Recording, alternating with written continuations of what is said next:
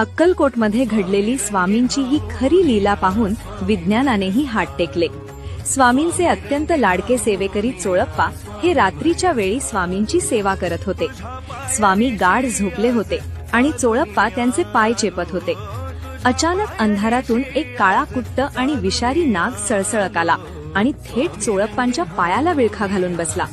चोळप्पा घाबरले, पण स्वामींची झोप मोड होऊ नये म्हणून ते जागेवरच स्तब्ध राहिले। त्यांनी स्वामींचे स्मरण केले। नाग फणा काढून डंख मारणार तेवढ्यात झोपलेले स्वामी अचानक जोरात ओरडले, अरे खबरदार जर माझ्या भक्ताला स्पर्श केलास तर।